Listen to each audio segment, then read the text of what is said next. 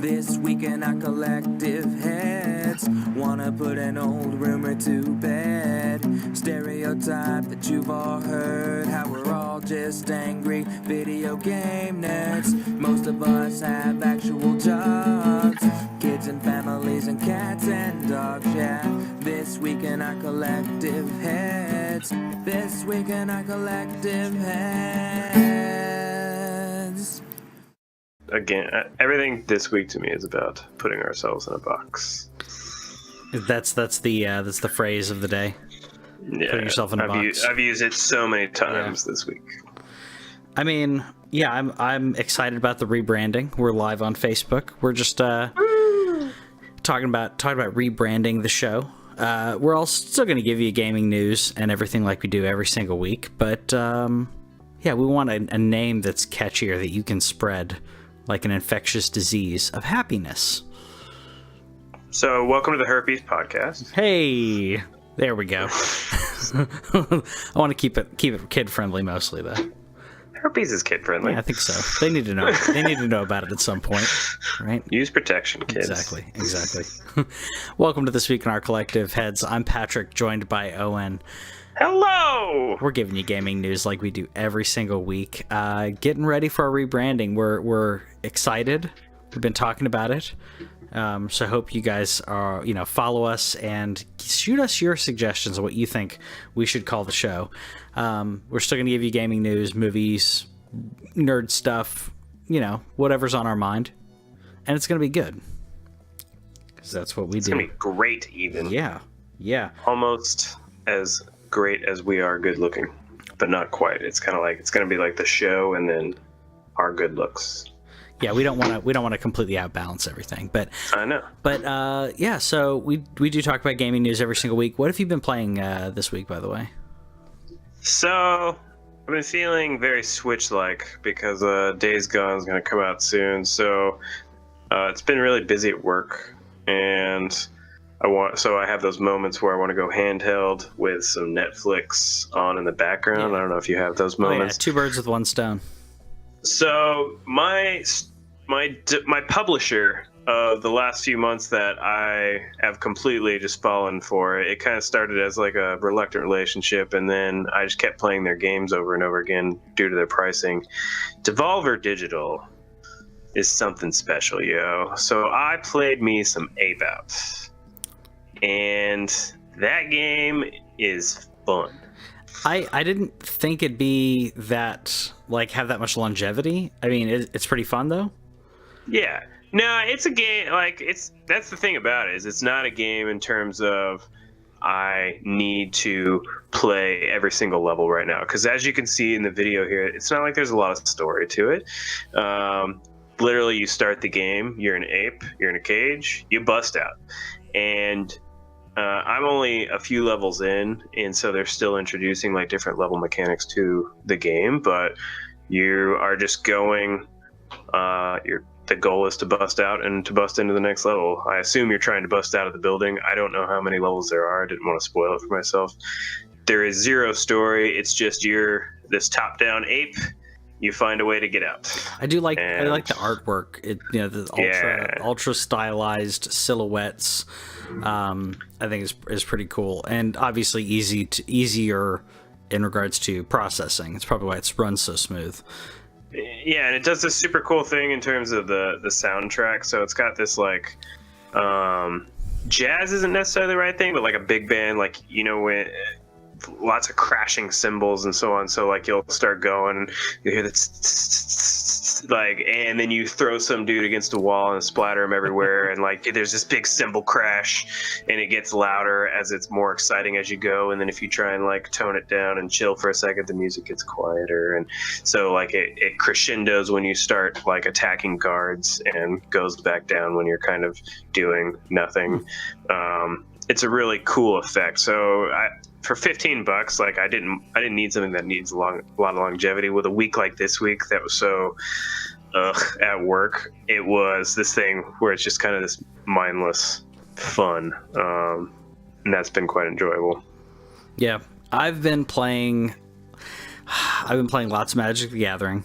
There you go. It's not surprising, but been playing that, dropping my phone, and haven't been playing that many games. I've been doing stuff for the roundup, so Sure. that's about it. But after this week, we've got Sekiro coming out, and then what else? I need to get back to Resident Evil because I really liked the new take that they did on that. I mean, it's almost the same as Resident Evil 2, but it has slight differences that really, I think, flesh it out.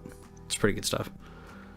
Yeah, from what I heard, the engine that they use in Resident Evil 2, they've actually used it for other things, including last week's release of Devil May Cry 5 was done on the new RE2 engine.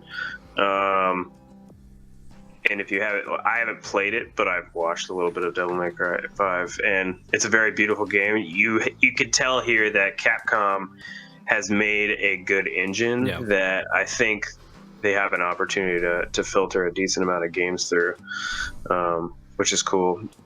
You mentioned Magic. I told you about that Slay the Spire game, right? Yeah. I need to check it out because you mentioned it's not on Switch yet. Not on Switch, yeah, but it's going to be on Switch, and it's deck building, roguelike, which reminded me of some. There's Ascension. It's a deck building game, card game. That, I remember that. Yeah. So it kind of reminded me of that from at least your description. So I'll definitely check it out. I like card games. I like strategy. So I thought it sounded right up your alley. It's a single player game, but the fact that it's different every single time. And apparently it's already on Steam, and it's been in early access for a while, and it just came out of early access, I think, on Steam. So they've said it's going to come to Switch. It's just a matter of when, which is when I'm going to buy it. But it's something worth checking out. Yeah. You said you were playing. Fun. You said you're playing Moonlighter as well. Yeah, Moonlighter again. So this one is a roguelike, since we're speaking about roguelikes. Another game that I bought on Switch. I think it's available everywhere, but I bought it on Switch again. It's just the last couple weeks have been very busy at work, and it's again one of those things I could put on some Netflix. During the day, you sell the stuff that you get from the dungeons, the rogue dungeons. You kill a bunch of stuff, you collect things, and then you come back to your little shop and sell it to the people. So you're trying to get through, I think there's either 4 or 5 dungeons. As you work your way to the 5th dungeon is some mysterious thing that you get a very brief blurb on, and this old guy tries to convince you not to go into it. You're trying to unlock the mysteries of that 5th dungeon, and while you're doing that, to buy and upgrade your gear, you're also selling stuff to the townsfolk. What's the gameplay like, though? Is it like strategy, or is it real time? What are we? It's real time. Okay. So you go into the dungeon, and I didn't play enough Binding of Isaac to say it's Binding of Isaac, but that each room is a rogue room. Those are randomly generated each time you go into the dungeon. The dungeon and the floor will be randomly generated at that time with random enemies. You work your way to that. So exactly what you would expect from that type of rogue game. It's a little bitty pixely action guy. Sounds like something I'd like, though. It sounds pretty good. Again, 2 games that were both under $20, that mindless fun, that I don't have to commit a lot of story time learning to whenever I'm having a time at work like I'm having like that. If you're of that adult nature and you need a little mindless stress relieving, I definitely suggest either one of those. Yeah, no, I'd agree. And it's better than a AAA game that may let you down, like, I don't know, Crackdown. Really thought we were going to crack on Anthem for a second, but I feel like Anthem is going to get better. Like, the gameplay is there. The gameplay is fun. I think so. Yeah, I'm liking it. It just needs to get better. But Crackdown 3, however, has not been received as well, with as much positivity. So they're giving away Crackdown, or any. So they're giving away Crackdown 2. So that's pretty awesome. It's backwards compatible. It's on the Xbox One store, backwards compatible on your Xbox One. So why not? The thing that I think is funny, and I feel like I should play or rent or whatever the new one, but like there's a twist in the Crackdown series. I don't know if did you play them? I played the first one. Okay, there's a twist at the end of the first one. Yeah, and I won't give it away here, but like, give it away. No, sorry. No, it seems to me like they've kept the twist under wraps in regards to their other games, marketing wise. Not necessarily the games, but like you still don't realize the twist in watching the trailers for Crackdown 3. So I find that interesting. I think it's more that they don't care. Like, tell me that you care about the twist in Crackdown. It's not like BioShock levels of twist. No, it's not. I mean, it's not something. Well, like Bayonetta in the marketing details, I didn't realize you were fighting angels, and then like I played the game and I'm like, oh, that's a really like interesting take on that war, and you know, it wasn't a shock, but it definitely was something they left out of. And probably for obvious reasons why they left it out of their marketing details. But the game is very busy in handheld. Bayonetta? Yeah. I've not played it in handheld. I liked the first one.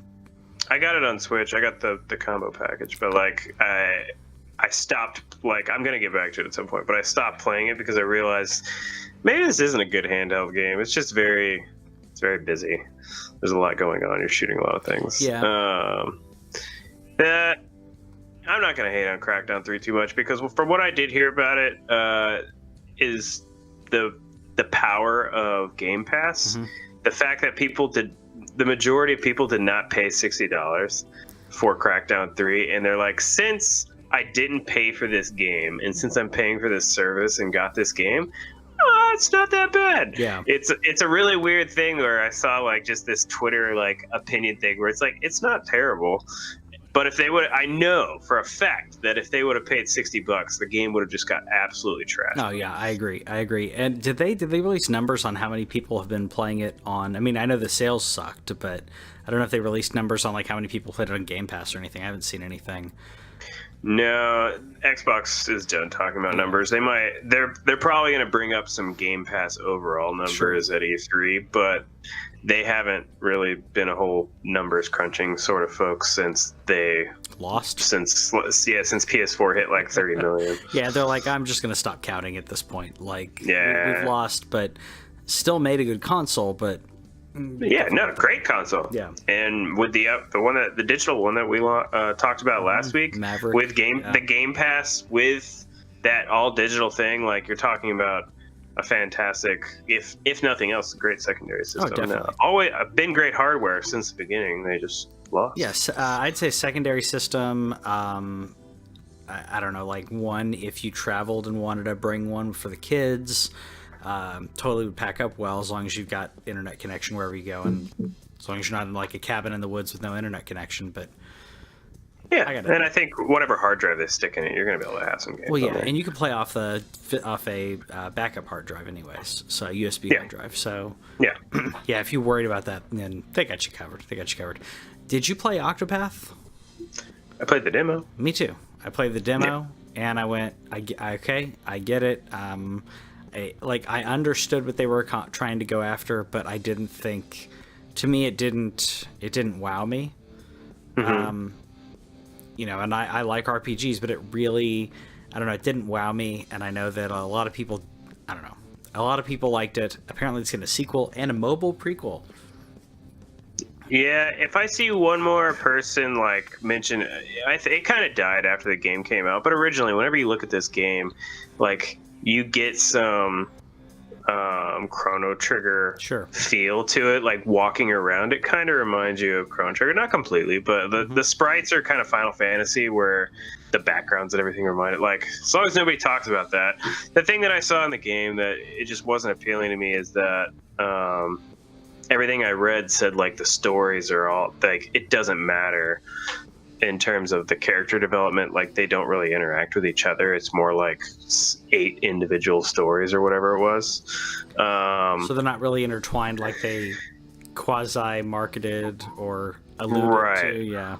Like there is some but from what I heard, it really doesn't matter what's in it. But it also does have, though, and what everybody should go listen to if you're into some classic music, it has a fantastic soundtrack. Great soundtrack. Yeah. That should be listened to. So what's this new one called? Champions of the Continent. All right. It is set to release in Japan for iOS and Android devices. What? Of course it is. Oh, wait. Is that the sequel or is that the mobile game? That's the mobile game. Okay. What's the sequel then? I didn't see a name for it. Okay. I didn't see a name for it.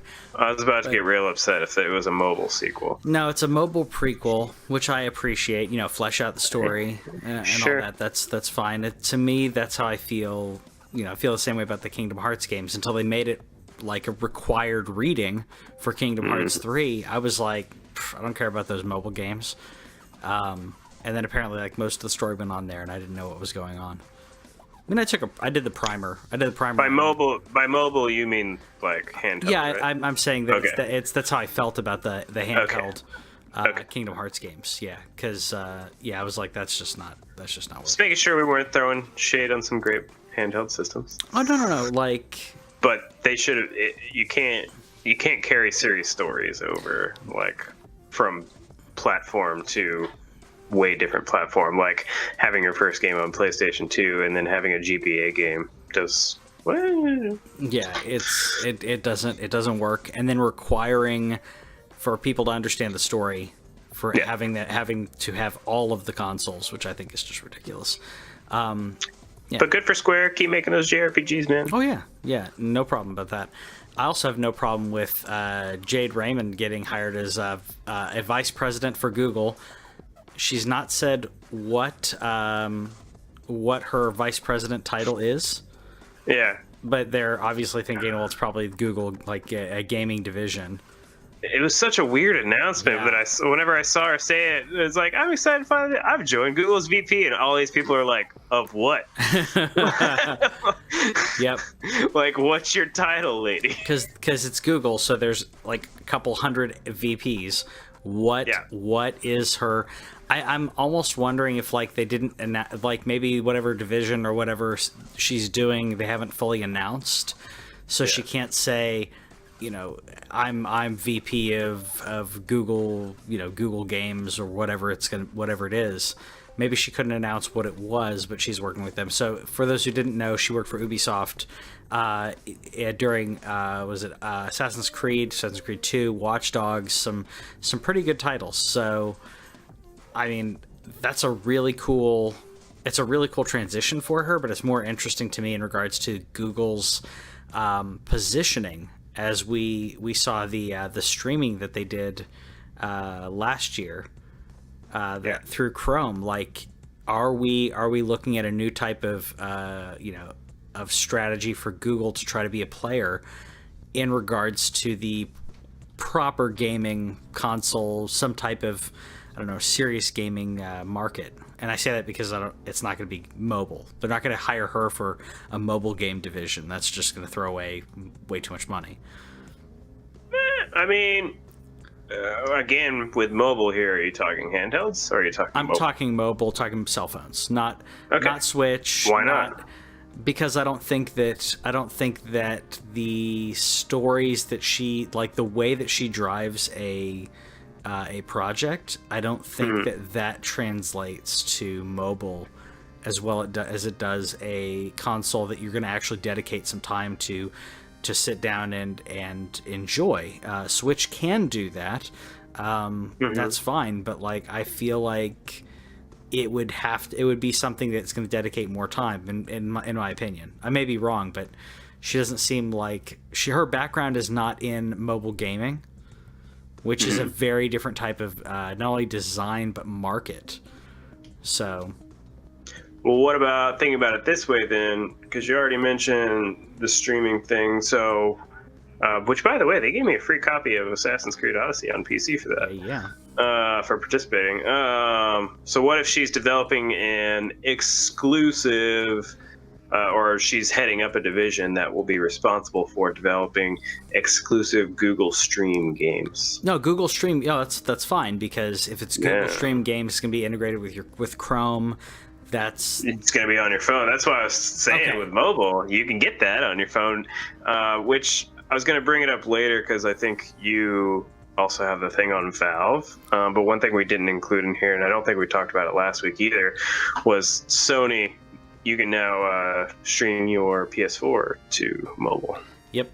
I guess we can jump ahead a little bit there because as we're talking about streaming, so Steam Link Anywhere was announced, which is another great example of trying to Google something. And when you Google Steam Link Anywhere, it's a bunch of tutorials on how you can adjust your Steam Link to stream, blah, blah, blah.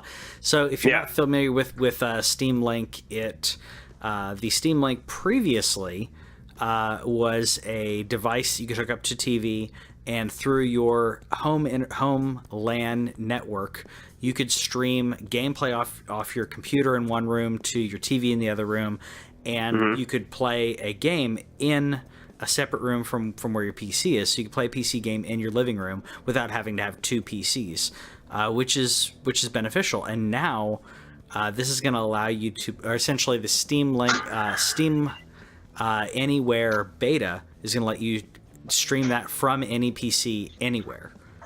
Yeah. Which obviously latency could be an issue, but it's not bad. I mean, we're getting to the future, kids. We're getting to the future. You talked about this with the Google streaming.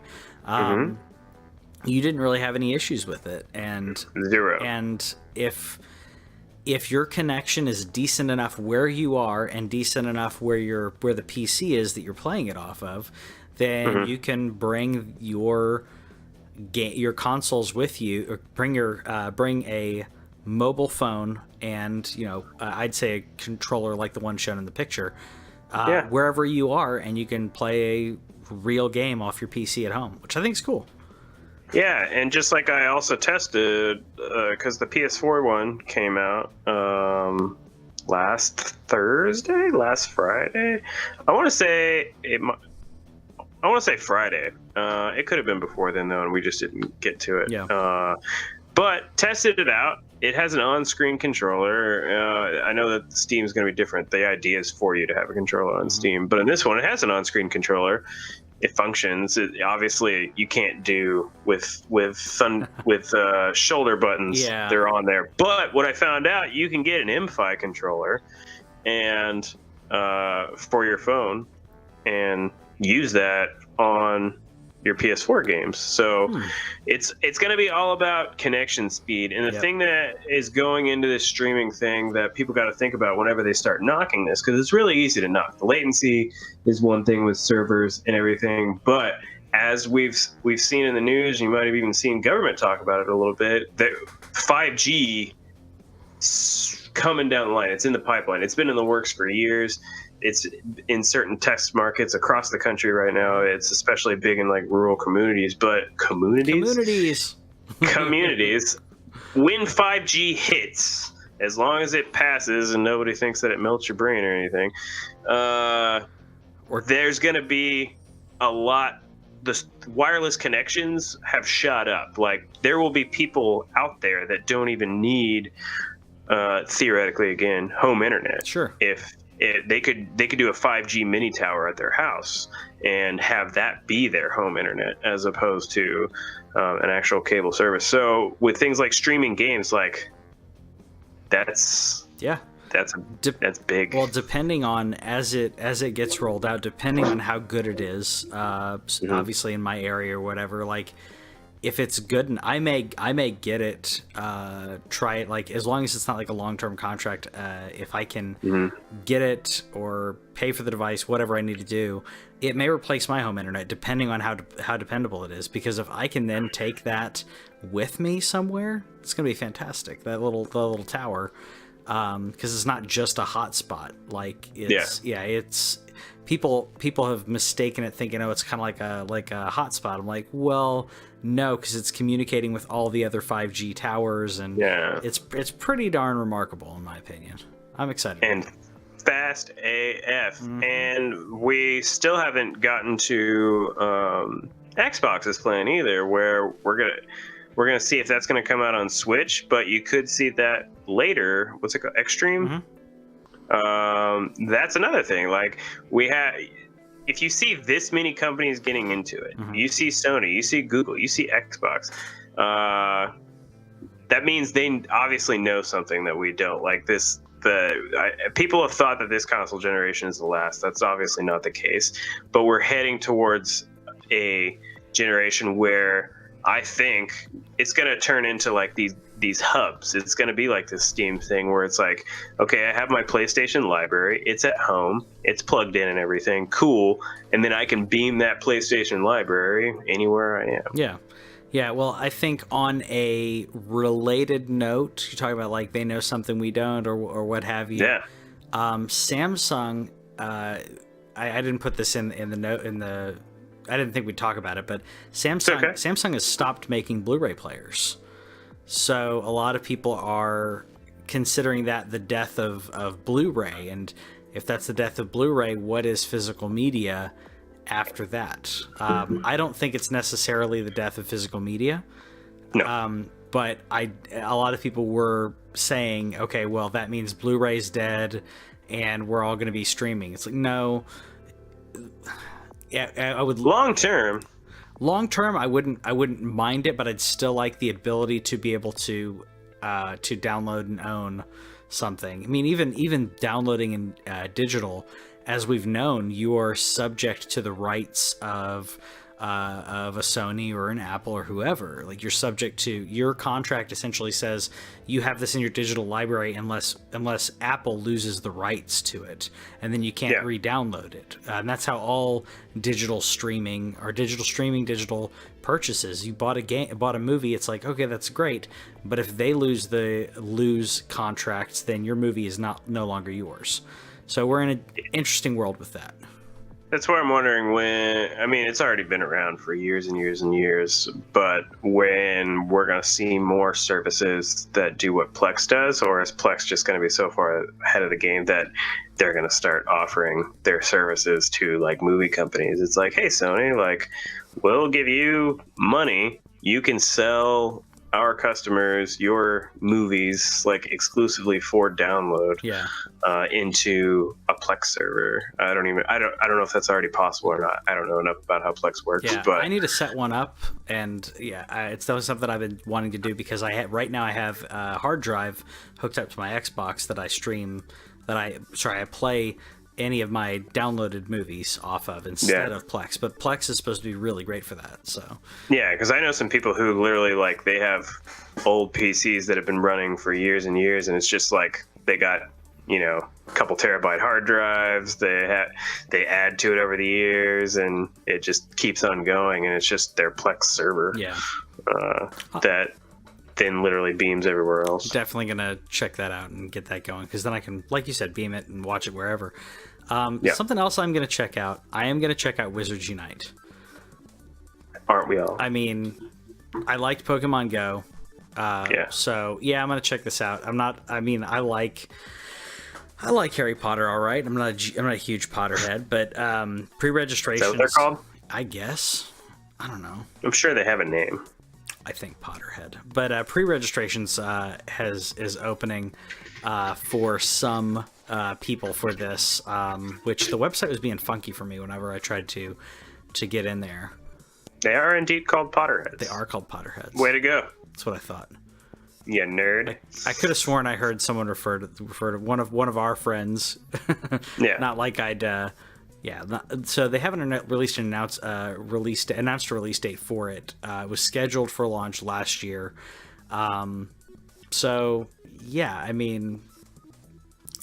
try it out.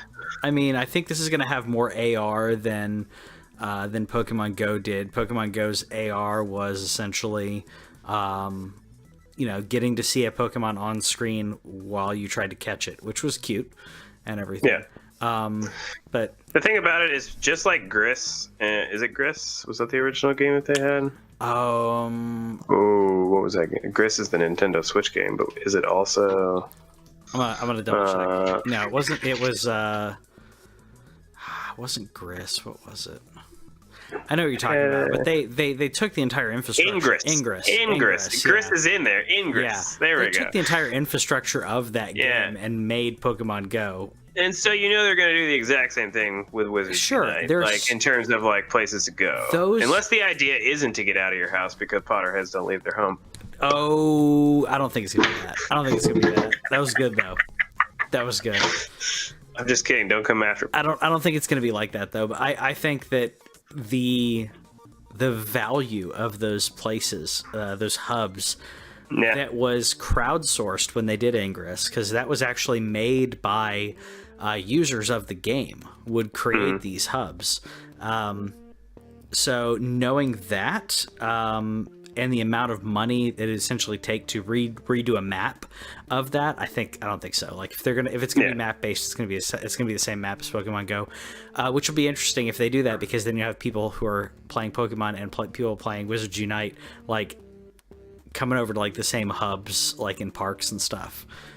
Yeah, they're calling it a Pokemon Go and so I don't know if there's as much emphasis on moving around and leaving, but you would think that just based on their history it would be. And so they've said that there's a lot more story to it and a lot more RPG elements. They said that there's potion brewing and all this other stuff, so I can just see a thing where it's like you're picking up ingredients out in the real world that you can then go to either your cauldron, you can have it on you, or you have to walk / drive to a cauldron. Yeah. So instead of your Pokemon gym, it's a cauldron, or instead of a Pokemon gym, it's something else that has some other element that you need. Wonder if you have to go to classes, like if the gyms are like classes that you have to go to like level up your potion skills and your that would be interesting. Bestiary.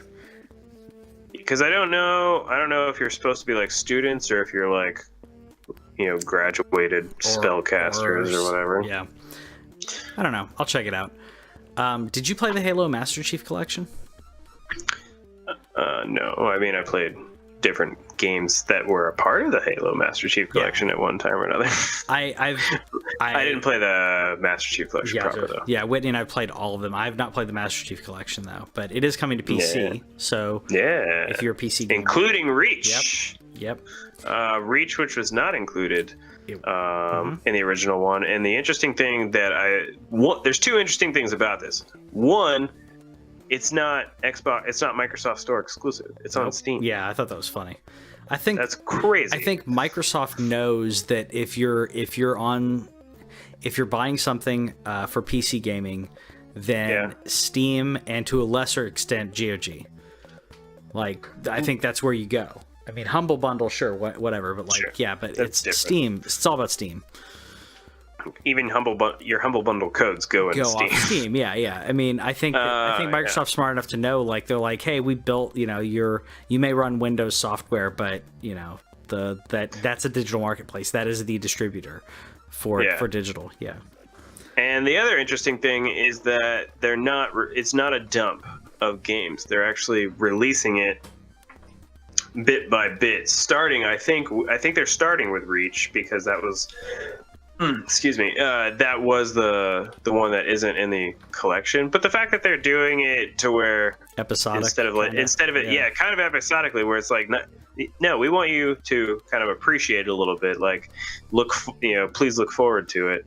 I don't know if that was the best idea, but with that many games, I kind of liked it. It's an interesting way to do it. I think that.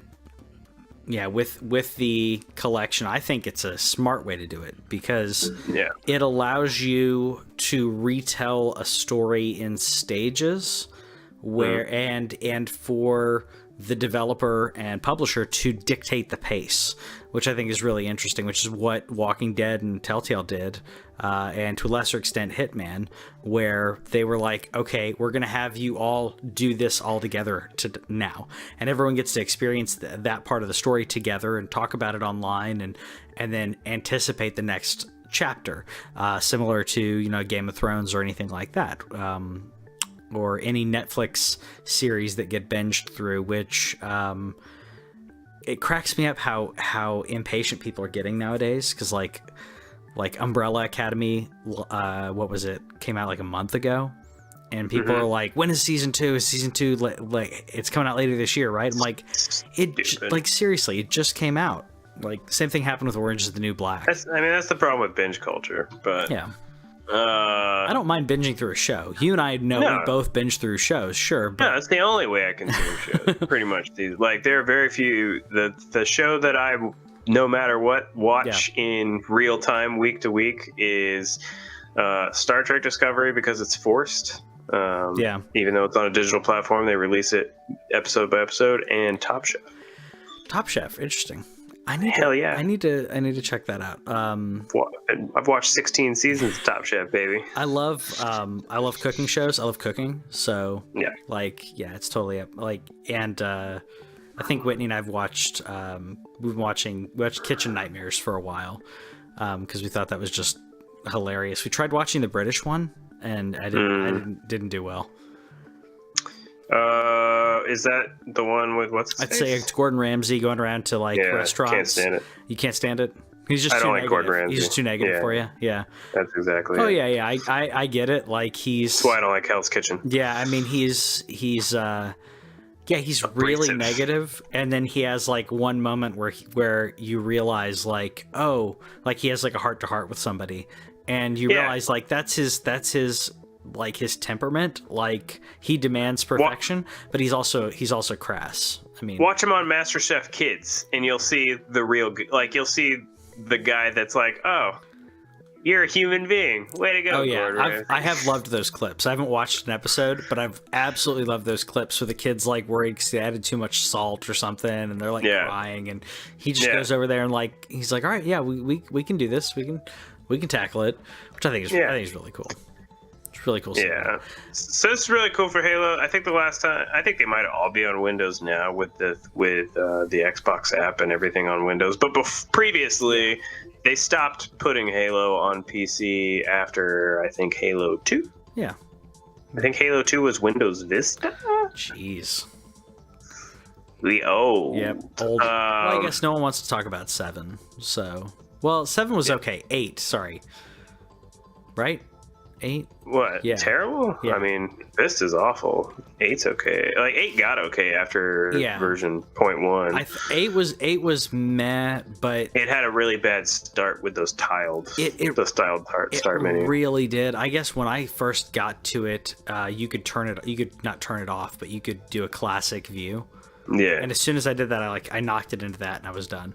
I don't care. I think they put the classic view into 8.1. I think that's when I started. Yeah. Yeah, and so 8.0 was only tiles. Ugly. Yeah, and everyone hated it. Everyone hated it. Yep. Speaking of hating things, kids, don't do drugs. Like, seriously, don't do drugs, because then you may lose your career. So one of the actors, voice actors for Yakuza. And I'm gonna butcher the guy's name. Sure. It's Pierre. I guess Pierre. I got that. Is it Taki? Sure. Yeah. Sure. Okay. It's not too bad. I wouldn't want to be. I wouldn't want to say it and get it wrong. Yeah. And try and correct you. It's not too bad. But so he voices who voices a character in Yakuza Judgment. Was arrested for cocaine, and in addition to because of that arrest, they're revoicing him as a patch for Olaf in Kingdom Hearts, as well as other others were talking about different project that he was going to be a part of, and Frozen 2 the movie. And Frozen, was he? He's the Japanese voice actor. Okay, so he's the Japanese voice actor for Olaf. So they're gonna revoice him in the movie. So this is as you mentioned in the polo earlier, because I get to watch part of your polo before I was having dinner. But I mentioned before that we haven't had a situation like this. You mentioned Kevin Spacey, and you're right. Kevin Spacey, they finished or were close to finishing filming a movie, scrapped it, and then refilmed the movie. It was a Martin Scorsese movie. I don't even remember what it was, but they essentially recast him. But that was before. Christopher Plummer replaced him. That was, okay. That was the big name I couldn't think of on the polo. But that was before the movie was released. Nowadays, they're not going to go back and like deep fake him out of American Beauty, put in John Travolta or something. I mean, they're not going to do that. But with patches and video games, you can do that. You can say, all right, we're replacing you now. The Frozen 2 movie, obviously, it's not completed yet. They can really probably easily get someone to do the voices because they've got until November, I think, for that movie. Either way, we're in a different. Video games are a different breed, and I think it shows that any voice actor. Well, I guess never mind. We do have precedent for this, which is Peter Dinklage's Ghost. Was that because of drugs? No, it wasn't because of drugs, but they replaced his voice. Oh, yeah. They came out with a product. He sounded bored. Everyone hated it. He probably was. Everyone hated it, and then they revoiced Nolan North revoiced it, redid it. Which I like Peter Dinklage. I have a feeling that he does not do well acting on his own, because between that and Infinity War. I think those were the two worst things that he did, hands down. But his other performances are great. I thought Infinity War was fine, but it was a small enough part. But the thing in this is that, you look at Kevin Spacey's thing and the reason why he was replaced, and then you look at this guy where, one, it's allegedly, hasn't even been convicted yet. He did admit that he used some cocaine. Mm-hmm. Japan hates drugs. Yep. They have they're very old school when it comes to drugs. This isn't the first time this has happened. There's been other things with video games and movies. Like if you get caught with something like cocaine, then like you said, your career's over. Whereas if that happened to an American voice actor, nobody would care. First of all, you probably wouldn't even get charged for minimal use unless you did something. If you hit, you wrecked your car while you were on coke, which isn't going to happen. Justin Bieber's done that. Justin Bieber did that with a car from a what was it? He was a test drive of some sports car, wrecked it, and then left. Didn't affect his career. Sylvester Stallone's been busted for human growth hormone 3 times. Internationally, traveling outside the country. I was about to say, no, it's prescribed. It's prescribed. It's prescribed by his doctor in the United States, but he's got busted in Australia and a couple other places, and then he's oh, it's not mine. You traveled internationally. You have musicians where it's just known. Of course. Every IT person you've ever talked to has done some sort of drug at some point or another. It's just this career-ending thing would not happen in the United States for this crime. It can happen, just not for this crime. No, you're exactly right. You're exactly right. When we're just worlds apart. Yeah, they're not as bad as Philippines, but yeah, they do not. They don't condone any no one in their culture is just a druggie, and they're oh, they're famous, yeah, but it's fine. It's whatever his name is. Nobody cares. Yeah. We're here, we're just it's Lenny Kravitz or whoever. Not the Lenny Kravitz. I don't know. It was the first musician I could think of. I don't think Lenny. It's Willie Nelson? Willie Nelson. Yeah, there you go. It's who cares? It's Willie. Who cares? Yeah. Who cares? Yeah, remember, every, 4 or 5 years, they bust Willie Nelson's tour bus. And his tour bus is, of course, full of weed. Yep. and everybody's like, this isn't news. Yeah, I love that every time though he has to legally be, like because of his history.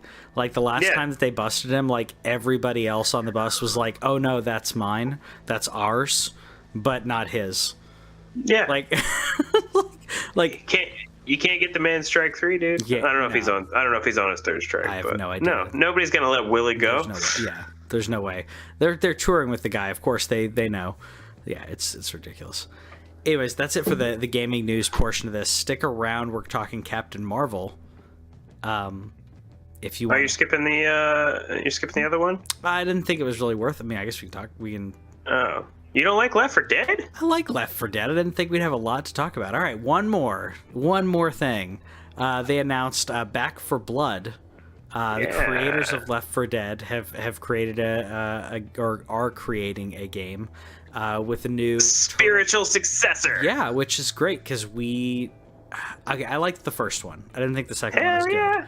I mean, it was okay, but like the first one was just fantastic. Whitney and I played that a lot. I think the second one functioned a lot better online, which I know you don't play a lot that's of probably like the online thing, but in terms of the 4-player connection, it functioned way better. I thought this was really weird that this got announced, and this got announced today, which is the real reason that I wanted to mention it, is because it was actually like some breaking news for the show.